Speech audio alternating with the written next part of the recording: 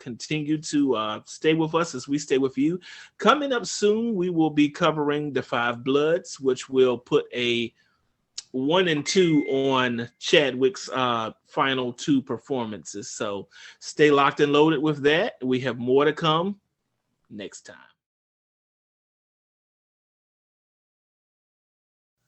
My conscience won't let me go shoot my brother or some darker people or some poor hungry people in the mud for big powerful America and shoot them for what? They never called me nigger. They never lynched me. The Five Bloods is a film by Spike Lee that has been on Netflix for a while, and it also draws out the last appearances of Chadwick Boseman in any sort of film. Before, as far as African American war epics have gone, there's been Glory, there's been Miracle at St. Anna, to name a few, which was also done by Spike. And now we have The Five Bloods. Kev, how did you feel about The Five Bloods? So you could tell that the actors had spent some time together. I think their cohesion as a unit, even when they were bickering and fighting, I think it was very real that you could tell, or they gave the appearance that they had spent some hard time with each other, that they knew each other in and out. And so that lent to, I guess, the way that they were interacting with each other. And that's the thing I was looking for. Do these people act like they were actually in a unit together, and together after all these years, which was very believable. So I did appreciate just that cohesion that the actors had with each other. And that united them all the way through to the end of the film, even with Chadwick Boseman's character, who was already dead by the time the movie had started. So I appreciated that look. It was good for all of them all around. It was like, in some regards, Spike was kind of checking the boxes of all war epics. So you've got to have your Marvin Gaye in the soundtrack. You've got to have your what's the song? Time has come today, where young hearts must go their way. You got to have Inner City Blues, and of course you got to have Ride of the Valkyries. From the locations that he chose to the aspect ratios that he decided to put to different periods in time, and the way that the film began and ended with either documentary style videos or the pictures, which sometimes became almost too gruesome to view, seeing that they were actually, footage of everything that transpired with the war. It gave a bit of a gut punch as far as the realism that he was trying to achieve. And I appreciated being face to face with some of the evils of war, like the different ways that they send you out on tours, and how when you come home, pieces of you are still remaining there. And I think that was evident by the fact of them having to go back and not only get their comrade's body, but also some gold that was found back in the day during the war and then left until more recent times. This was a nice jewel to be put on Netflix, and I'm glad that I was able to enjoy it from the comforts of home. But I wonder how much more brilliant it would have been on the silver screen and with the full scale that I feel like it needed. Right now it sits at 92 on Rotten Tomatoes, which is a very good score as far as they're concerned and as far as Spike Lee's filmography is concerned. So as far as the characters, we had Clark Peters as Otis. We had Norm Lewis as Eddie. We had Isaiah Whitlock Jr. as Melvin. And we had Delroy Lindo as Paul.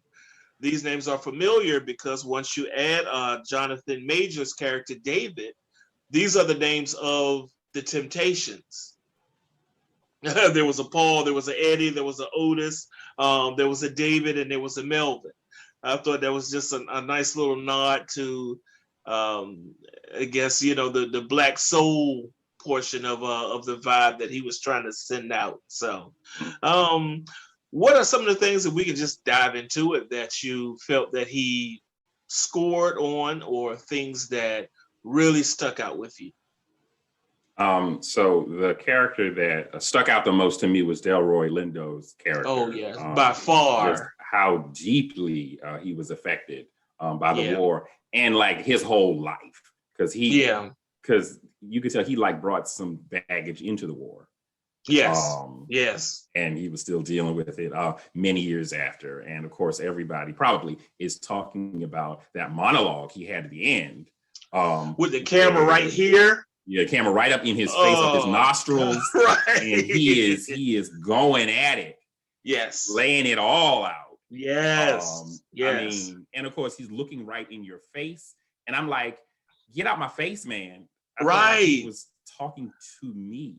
Yes, and Like he's sweaty, and I didn't he's want to have wronged him, and it wasn't even me, but right, right. he's speaking straight into your soul. Yes. Very powerful, very effective.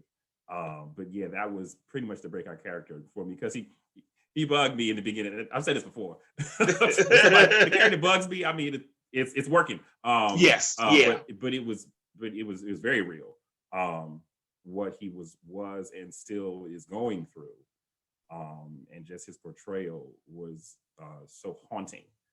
So that was the really standout for me. I like the way that the relationship between him and his son um carried through the whole film. His son pops up at a moment right when they're getting ready to set out, and he already knows about the gold, and he already knows, um, I guess, the mindset of everyone who's going, and his ability to come in and at first be put down and be told that you're going to do what we tell you, you got no business here, you're not getting a share. If you get any money or any money off the gold, it's going to be part of your dad's. We're not giving you anything. And he still be able to say, whatever you need me to do, I'll do it. I just want to come along. I really do believe that there was some greed on his part, but it was also the part of try to get some of that connection with his dad that had been escaped since, I guess, since he was born in some regards. Yep. Because you find out that his mother had passed from childbirth, and his dad had that scar on his soul and on his spirit for the longest time and just wouldn't leave it alone. And so while his dad had to put up with his son reaching out to him, checking up on him, dropping in and out at moments just to make sure that he was okay, he still would try to keep him at arm's length anytime that he could. And I like the way that relationship was explored. One scene that I enjoy is the scene that's like painted all over the trailer.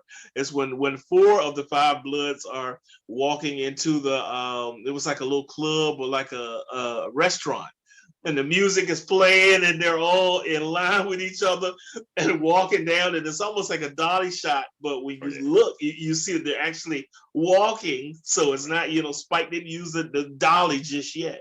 Right. But they dance all the way up to their table and then go and sit down, and that's when you start to dive into who each person is. And Isaiah Whitlock Jr. as Melvin is always the guy with the big smile, and lights up every room that he's in, and that personality in the actor was exuded through the character that he was portraying. Delroy Lindo needed this role. I've seen him in a few different things where he is the lead, but more times than not, he plays some sort of a character. At times it could be bad. At times it could be someone that's wrought with either grief or dealing with something major. Every now and again, it's something lighthearted, but in this case, I liked seeing him in the forefront because, in some ways, I felt like he kind of took all of the air out of the room when he really started going with his emotions and with the grief and with the trauma that he was dealing with. PTSD is serious, and I feel for anyone that goes through something like that. And I think in some regards, this was kind of a love letter from Spike to, in particular, the Black veterans who were shunned when they were pushed to the front of the line and forced to, in some ways, be a shield for their white counterparts. And now having this light placed on them with this film and with everything that went through it. So I really like the way that that was handled. There was a moment towards the end when the present day Vietnamese had come to take their gold back. Right. And there's this shootout, and it was like the shootout during the Vietnam War. Yeah. Very effective, I guess, pairing of those two moments that are quite similar. Right. There was foreshadowing that I appreciated when the son met the French woman, in the bar. Right. And Right. she's talking about how she disarms bombs, and I'm like, wait, well, why are we talking about? And then they leave, and I'm like, wait, these bombs gonna show up. So I'm waiting. Yeah. I'm waiting for a bomb to show up, and then Yeah. they find the gold, and every time the music cuts out, I'm like, they're stepping on a landmine. They're stepping on a landmine. So I was on pins and needles. I'm like, oh no, here it comes. And then it didn't come the way I thought. But that was some really a whole tense scene because they're all happy and they're clinking the gold bars that they found, like their beer steins. And I'm like, there's a bomb in them things. Watch out. Every moment. It finally happened. But it really happened, right? It really happened. Oh my gosh! And that I feel is when the movie took a turn. Of course it did. I mean, you got that's the most violent moment in the movie. Yeah, exactly. When someone steps on a landmine and it's crazy, and then they keep going off, and it's like 3 of them, and it's like oh, no. It's like, it's here now. So the shootout happens. So it kind of never lets up since then. So that was a really effective way to just wrench my emotions out of me once the happy moment turned into all this destruction and mayhem. Yeah, I liked the scenes with the floating market when they were first getting there, and people would come up on their boats and just kind of demand you almost to buy whatever wares they had or whatever fruit or vegetables that they were selling. And I wonder if the Vietnamese people felt like, because you all are Americans, you're still indebted to us for fighting this war that seemed in many regards to be more senseless than not. So you're going to buy whatever it is that we're selling because you owe us. You killed many of our people, came over here, and it's also funny on a side note how us over here refer to it as the Vietnam War, where over there in Vietnam they call it the American War. Right. And so we saw that was the first time that that Delroy Lindo's character kind of snapped. And everything from the past started to come back to the forefront. Another moment that was strong was when they portrayed Hanoi Hannah, who would be on the radio and speaking directly to the African American GIs, telling them, this is not your fight. You have no reason to be here. We haven't done anything to you. The people who have oppressed you are the people who are pushing you to the front of their line. And it must have been psychological as I don't know what, to be traveling and to be resting and to be setting up, your camps and everything, and hearing over the radio this person who is from the other side speaking to you directly, letting you know that this isn't your war. You don't have any reason being here. We're not your enemy. You need to turn around and go back to America, where they've killed King, they've killed Malcolm X, and everything else. And this person is, dedicating songs to them and all, but it's like, you can't tune this out unless you turn your radio signals off. Right. And so seeing that Hanoi Hannah was a real character, I thought that it was brilliant to bring her to the screen and to this story and give that extra layer of you know all along that this is something that you shouldn't be doing and something you shouldn't have done it back in the day. And so now you have to deal with it head on. And as we found out later, for every single solitary one of them, there were consequences to taking on this trek of sorts, which not only dealt with trudging up uh, issues from the past, but also in the direction that they were headed. And I do believe, as we said, that Paul or Delroy Lindo had by far the worst change and the worst effect out of anyone. It became a time where he was scary. And to have brought that person with you, where you're dapping them up and everybody's cool and we're so happy and we love you and such, and then later on it becomes he's pointing guns at everybody. Right. He's talking to himself, singing to himself, and then goes off on his own. You don't know what he's going to do next. Right. But it wasn't until his son David got caught on one of those landmines that we were talking about, and he couldn't step off of it and needed the help, that you saw that Delroy really did love him. Oh, yeah. And when everyone did the old heave-ho and pulled and got him off of it, he pulled him and David ran into his arms. And when they embraced, I mean, I thought you would almost hear David's bones breaking from how hard Paul was, holding his son. Right. You talk about a powerful scene. I mean, I'm seeing it right now just as I'm talking about it. Spike really did something with what led up to their whole relationship and how things were laid out for you, and how it wasn't just boom, they connected immediately. Right. It wasn't until the very end where Paul wrote the letter for his son in case he would not make it out, that a lot of those answers and things came out. So I thought that was really good, really good. Yeah. How do you think that Spike dealt with just what I'm saying about PTSD and about not only veterans coming home and feeling like they don't have a place or feeling like they can't get their footing, but the African American ones who were already looked at as below everyone else, and now who went off to fight, and now who come back with illnesses, with being sick from things like Agent Orange and all, and the way that the world looked at them upon return. I think it did it very well. I'll go back to what you said earlier. This was definitely a love letter to the Black soldiers. Yes. I mean, you could tell. I mean, Spike always has something to say. Always. He always has something to say. Yes. And he said it. It was very, very clear where he stands.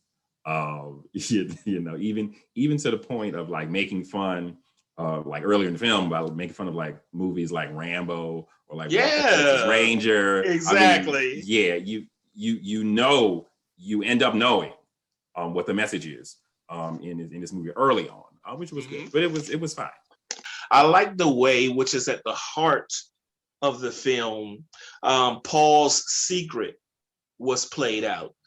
Because while everyone missed Storm and Norman, and then we'll go into Chadwick, he had a real challenge and a real obstacle to overcome concerning Storm and Norman.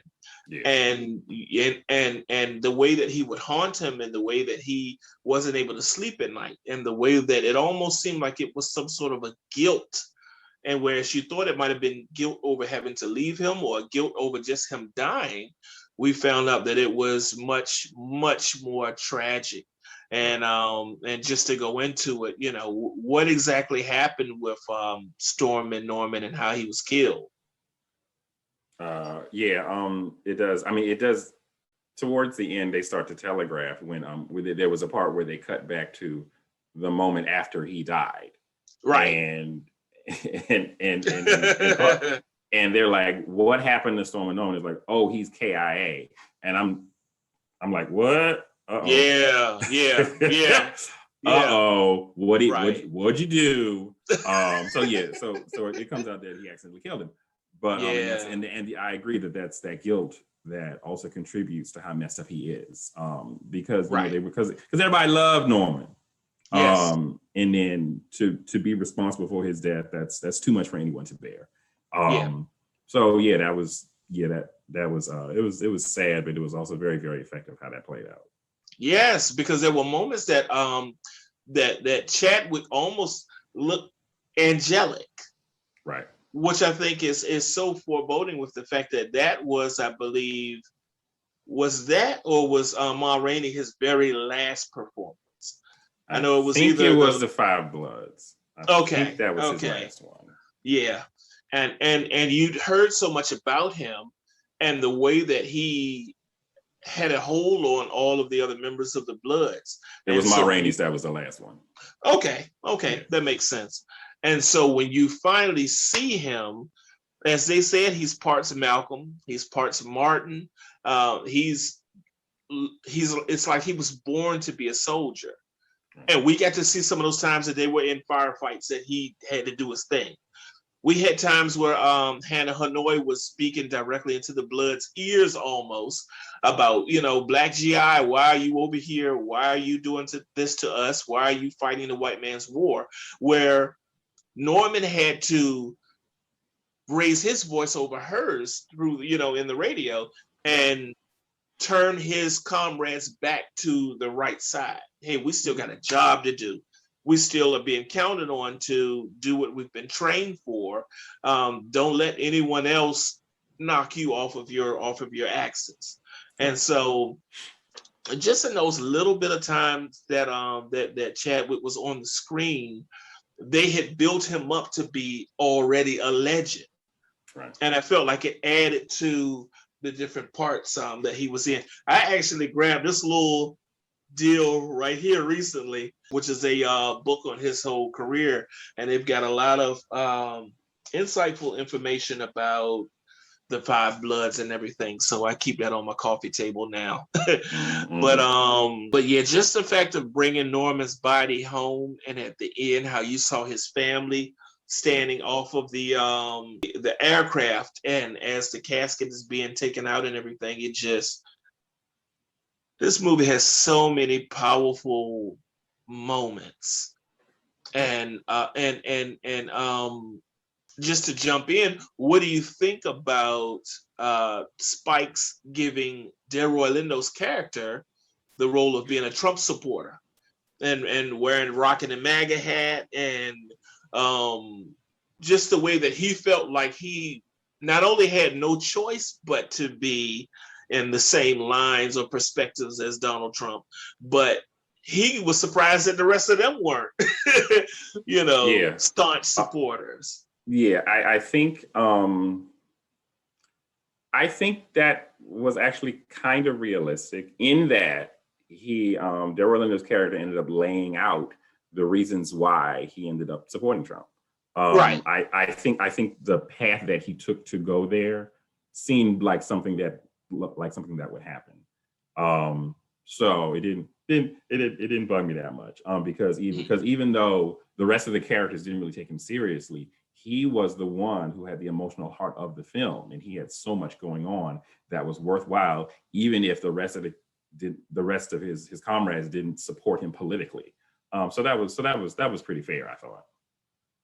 It really was. It really was. Do you think that Chadwick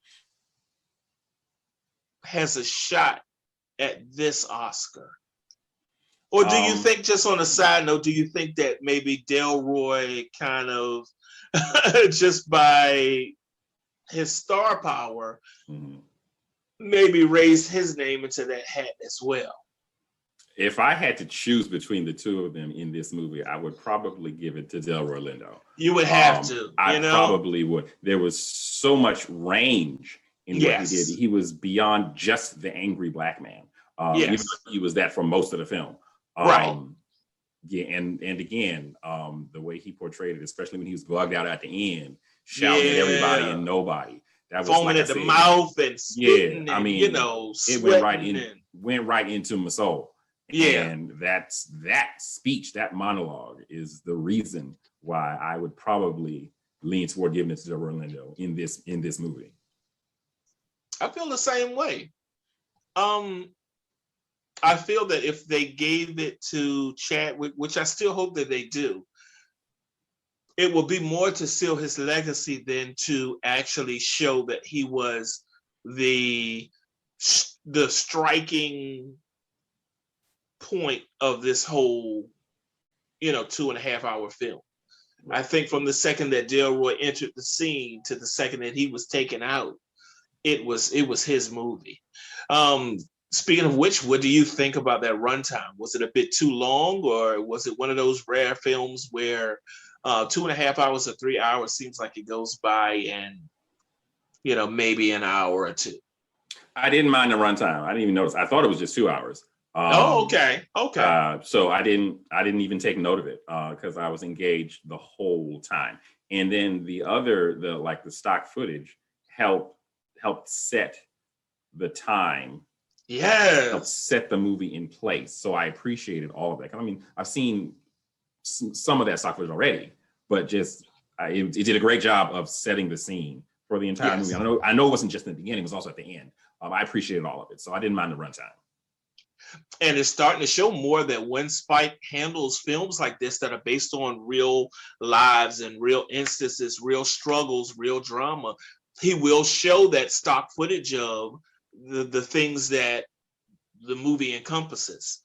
And so he did the same thing with Black Klansman, and of course with Malcolm X and those ones like that are based specifically on either a certain time period in history or down to a person's life or some sort of a biopic.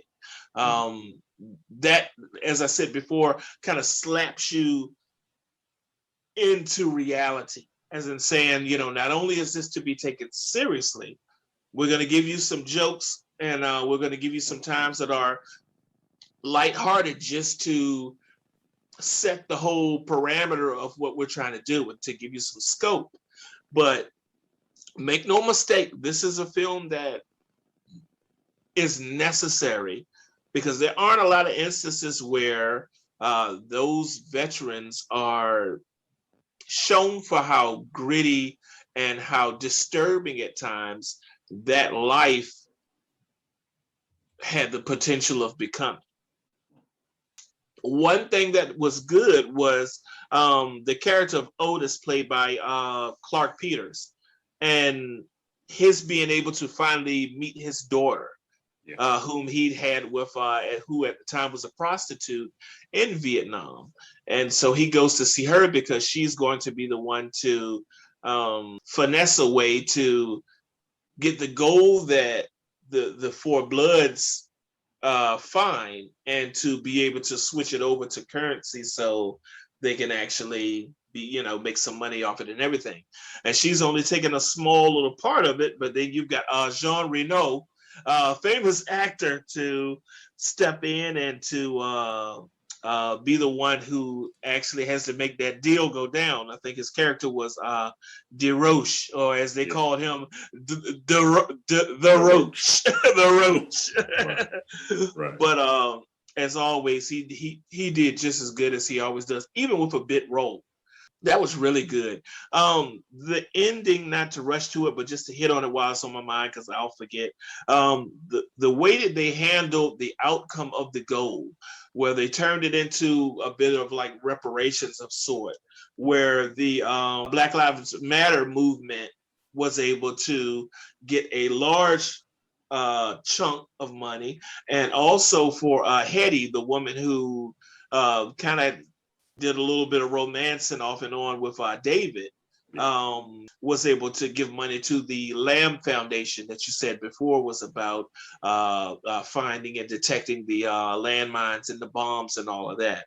I also liked the dolly shot, which you knew was coming because this is Spike people, where Otis and his daughter are kind of doing their thing where the scene is passing them. And it wasn't long, right, but you knew he had to throw it in there. So that was a good little callback, like he always does. was really good. As I said before, Miracle in St. Anna is the other Spike Lee film where he touched on African American soldiers, and that one I thought was really good, especially the end. Another one of those ones that gets better and better and better with time. So of course the film wasn't perfect, but I don't think that that's what it was trying to achieve. From what I was just saying before, the romance between Hetty and David, Paul's son, I thought if it would have been taken out, you still would have been able to use Hetty as the person who helped in the end when the shootout and all was taking place, and would have been able to still get her little portion of the money for actually helping near the end and being able to show that that money still went towards some good. Right. But the scene in which they first met at the restaurant or whatever it was, the scene where we finally are introduced to the rest of her Lamb organization members, while it didn't go on too long, if you want to trim some of the fat of the film, I think that would be a start. Yeah. What are some things that stuck out as far as negatives in the film? Well, what you mentioned, the off again, on again romance, I didn't think that was necessary. Yeah, I thought there were too many team members, but not to make light of it. Later on, there weren't. So, but yeah, leaving that there. But yeah, I thought that didn't really, we didn't need that in the film. Whatever, it was there. It took me a while to get over how the actors, the Bloods, look the same exact age in the present as in the past. That bugged me for a while. And that's what I wanted to talk to you about. Because, I mean, Chadwick Boseman's character, Stormer Norman, he was young back then. Of course, he's not present in the present because he had died, but he's looking younger. Right. And they looking just as old. And I know that was a deliberate choice. So what really threw me off was at the very end when they showed this picture of all of them in the past. And they're all looking young. Right. I'm like, whoa, what's going on here? Yeah. Again, I know it was a deliberate choice to do that, but it took me a while to get over. And then putting that picture in there, like when you didn't de-age them throughout the film, and okay, fine, you didn't have to, but you put the picture of it, it's like, well, you could have. Yeah. So I'm like, that's the thing, because it was a nice moment to show this picture of all five of them. It was a nice picture. It's just the fact that they didn't bother to do that for the film. It took me a while to get over it. But the aspect ratio and the differences in film grain helped to tell the present from the past. So I eventually got over it. But the first, I don't know, 20, 30 minutes, I was like kind of almost confused as to what am I supposed to be looking for here when they look like they're the same age, but it's clearly back in Vietnam. So that, like I said, it took me a while to get over that. So there was like a moment towards the end when they had captured when they had captured the activists, the anti-bomb activists. Right. They were like, it happened twice where there's a scene where they're all tied up, and in the next scene they're not tied up. And then in the next scene, they're tied up again. Like something's missing. So I'm like, are they your captives or aren't they? Yeah. So, your little continuity bit thing. It just happened a few times. So I kind of noticed, I'm like, well, what's happening? But those were like the biggest things that kind of stuck out to me. Yeah, I heard from two sources that I'm going to cite, Double Toasted and also Black on Black Cinema, brought something to my attention. And it was, it seems like what Spike was going for was the fact that as far as the Bloods were concerned, they were kind of stuck in Vietnam still, although they were able to come back to America and live their lives and make what use of life as they could. You saw that Paul went back for several tours. There was something that was always pulling them back to Vietnam because it was, where they formed their bond. It was where they, took on the name the Bloods. Hey, we don't die, we multiply. And it seemed like through the flashbacks, it was more advantageous to show them playing those roles because they were prisoners of war in their minds.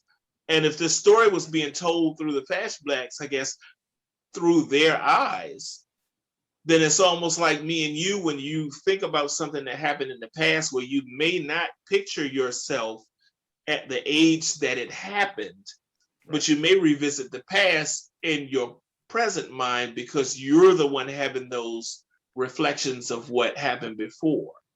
Okay. And so when I looked at it with that take, it became a bit less of a mistake or a choice because, hey, we don't want to hire 4 characters who look kind of like them, and more of a way of saying, hey, I've never seen this before, where when someone does a going back to a particular time, particular area, or whatever it is, they stay the same age.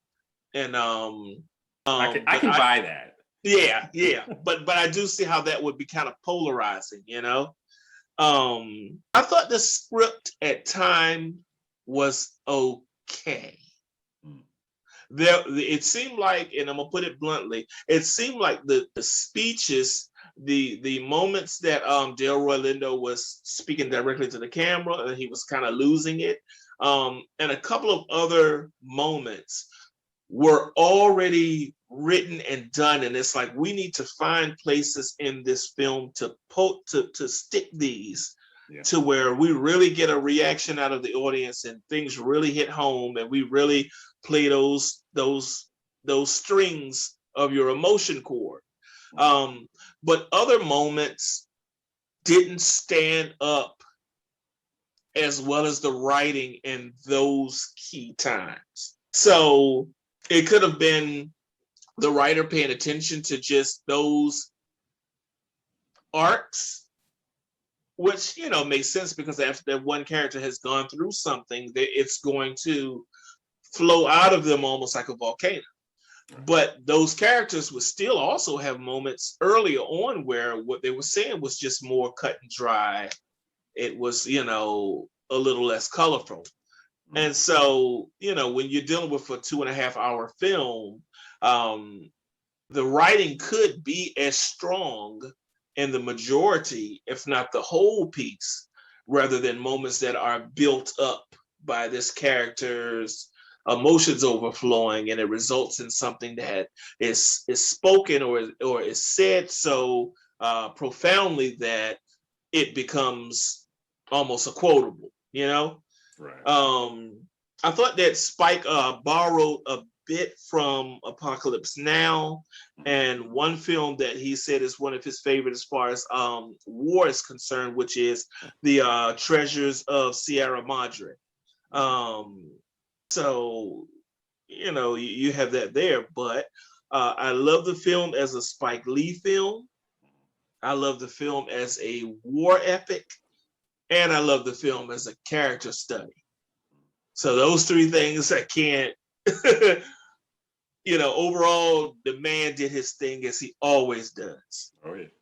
Is there anything else that you can think of that may have been, not as spot on as he wanted it to? I mean, I think there was a moment when they had the floating market where Delroy Lindo's character was talking, where he revealed that he's seeing ghosts. And I thought that scene ran a little long. Okay. I mean, there were parts of it where it looked like the dialogue was recorded elsewhere and it didn't really match the faces, or the faces were obscured, which that happens. Yeah, right. I felt that scene could have been tightened up a little bit because there were things that were repeated, and I'm like, okay, you said that already. Right, but right. Whatever. And there might have been another thing like that in the beginning when they met at the hotel. But I mean, it's just 4 friends meeting and catching up. So right. Okay. So that wasn't a deal breaker. But that's yeah. I did love all the times that they were doing all of the different daps and all that all stuff. The daps. And how he looked at his son David and was like, I got to teach you this, man. It was that camaraderie will soak right down into me going into my final analysis. And Delroy and his son, and the way that their love and hate for one of another played out. Also, Chadwick Boseman, even in those small parts, even in those appearances, this man was he was born to be an actor. See, if we go back to we were talking about, who would an Oscar go to? I feel like Chadwick Boseman deserves something like a Lifetime Achievement Award, especially for his latest films. Just his incredible output, his incredible work ethic, and of course, no one knew he was even sick, and no one can tell he was sick. Yeah, and he was doing so many things at such a high level. Mm-hmm. So even if I wouldn't give him the Oscar for this film, I'm like, dude was amazing, and I must have said it really. That it's so unfortunate that such an amazing actor is now gone from us, and consider what he did on his deathbed. Yeah. And like, if I would hit the snooze on my alarm, I'm feeling, shoot, I got his example here. He's dying. Yeah, and exactly. His output is all the way to the top. He's keeping it 100, and he is about to perish. Yeah. And I want to hit the snooze another few times. I'm like, shoot, let me tighten myself up. Yeah, exactly.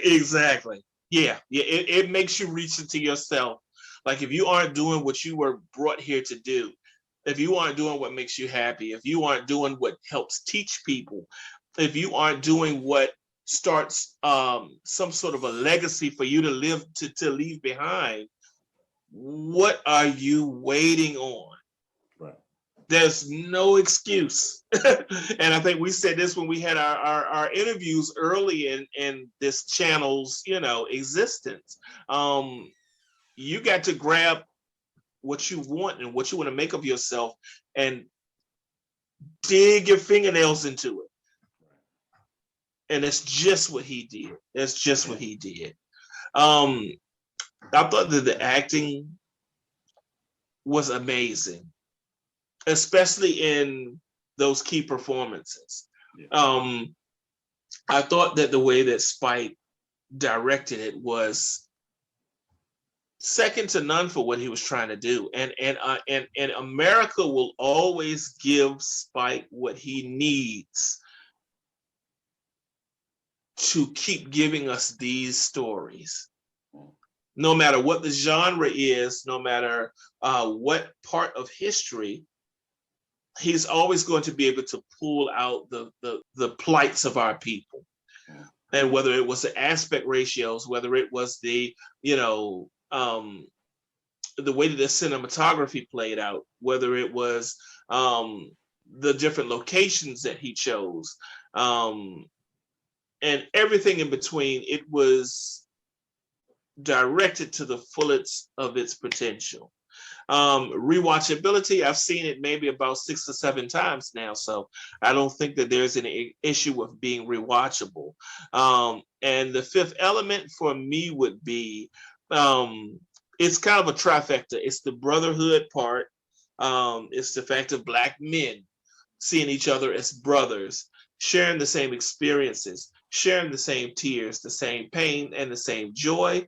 And it's also the kind of a history crash course that he gave us with this. A lot of stuff that I didn't know, and how it was all married well into this film. And the whole struggle about PTSD and how it affects you for the rest of your life.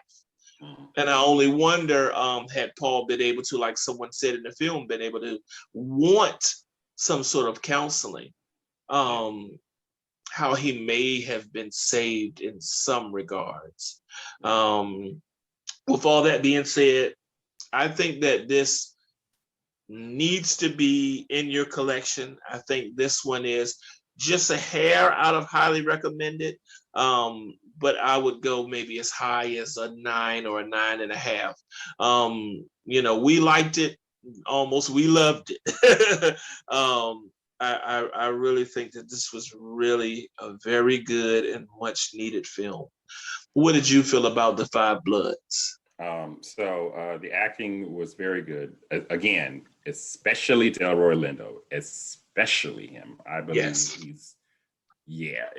yes, his acting was really everything the movie needed. The script, like I mentioned, there were some moments where I thought things like didn't flow that well, but otherwise it was fine. The directing I really appreciated, but of course I noted those moments, the continuity thing of like are these people's captive or aren't they? That kind of, okay, it kind of was an issue. I'd watch it again. Yes. The last thing, and I feel I do this every time, the music.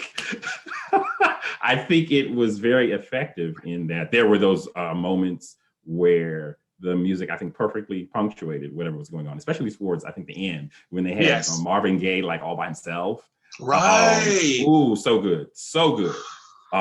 So very good. I think the music really complemented everything when it was used and when it was not used. Like I said, when I felt like, oh no, there's about to be a bomb going off, and it was like, no, it was like silent. Right. Like, oh no, no, and because the music like cut out, and that's when I was like, oh no, here comes a bomb. And it took a while, and so that left me on the edge of my seat. Just the use or non-use of music, very, very effective. So all told, I liked it. I liked it a lot. Very, very good movie. Yes. One more person I would like to bring to the forefront is, if I'm saying it right, Johnny Tree Yin, I believe his name is. He played Vin.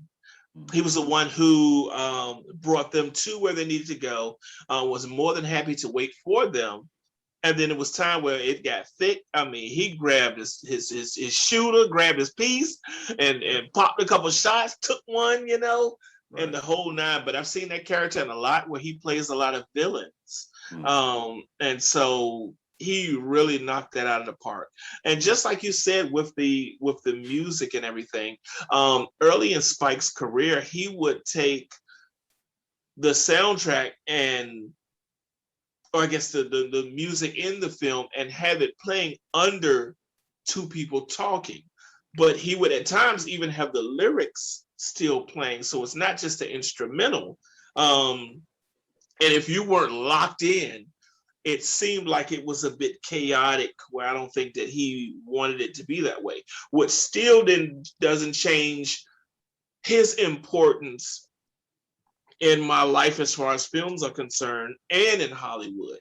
The choices that he made, he has grown and has matured, and they have as well. And so that ability in this to have the times that people would be talking and it would be just the music without any lyrics or anything to get in the way of it was masterful.